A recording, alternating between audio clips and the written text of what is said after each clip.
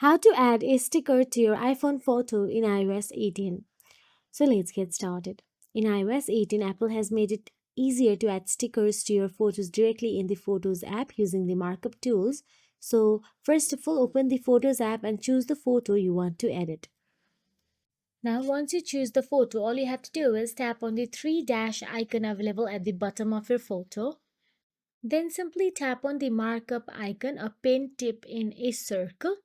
Once you tap on it, all you have to do is tap on the plus icon at the bottom right corner of your screen.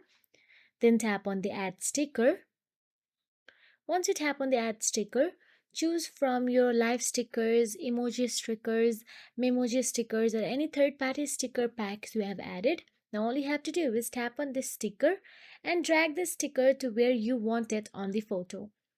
You can also use pinch gesture to resize or rotate the sticker, or you can simply tap on the done again to save the changes. So here you can choose any according to your preferences. And that is it. If you found this video helpful, please like, share and subscribe our channel, and thank you so much for watching.